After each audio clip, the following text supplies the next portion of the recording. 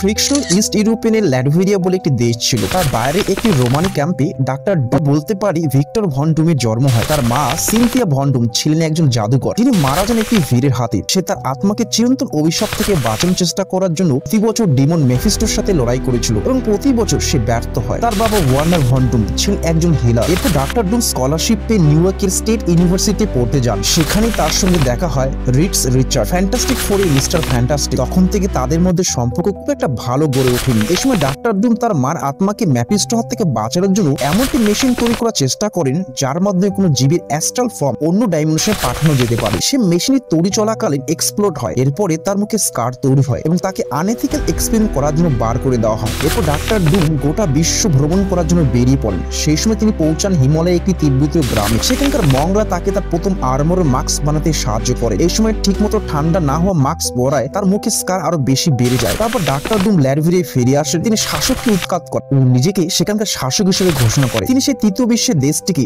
সর্বনিম্ন বেকারত্বের হার, সর্বোত্তম শিক্ষার স্তর, সর্বনিম্ন অপরাধের হার, বিশ্বের সর্বনিম্ন আত্মহত্যার হার সহ প্রথম বিশেষ ছদ্মস্বর্গে পরিণত করেন। এটা গণতন্ত্র নয়, জনগণ তাকে ভালোবাসেন। সর্বোপরি তিনি তাদের রক্ষা করেছেন এবং তিনি তাদের ভালোবাসেন। তারপরে তিনি টাইম মেশিন আবিষ্কার করেছিলেন এবং হিটলারকে মারার পরিকল্পনা করেন, এটা না ভেবেই যে এর ফলে কি পরিণাম হতে পারে। তাই তিনি ভবিষ্যৎ দিয়েছিলেন এবং তিনি যা দেখেছিলেন তাতে আতঙ্কিত হয়েছিলেন। ডুম একজন অসাধারণ, তিনি শুধুমাত্র নামে একজন সুপার ভিলেন। তার নেপথ্যে কাহিনী একজন সুপার হিরো। কিন্তু তার আদর্শ এবং তার জনগণকে রক্ষা করার জন্য যা কিছু করার ইচ্ছা আছে তার কারণে তাকে অ্যান্টি হিরো হিসাবে দেখা হয়। এমনকি তিনি সুপার হিরোদের কথাও চিন্তা করেন। স্টার্কের মতো সহকর্মী প্রতিভাকে সম্মান করেন এবং রিড রিচার্ডস এবং বেন গ্রিমের প্রতি তাদের স্নেহ অনুভব করেন। তার প্রাসাদে তাদের একটি ফ্রেমযুক্ত ছবি রয়েছে। তিনি বিশ্বাস করেন যে তিনি এই পৃথিবীকে সঠিক পথে নিয়ে যেতে পারবেন। তাই তিনি ওয়ার্ল্ড ডমিনেশন করার চেষ্টা করেন এবং যখন তিনি পৃথিবী বা বলতে পারো মাল্টিভার্স কন্ট্রোল করেন, তিনি বেশ কয়েকবার করেছেন, সর্বদা বুঝতে পারেন যে তিনি ভুল, সবকিছু স্বাভাবিক অবস্থায় ফিরিয়ে আনেন। Last but not the least, doctor Doom একজন ব্যাডাস,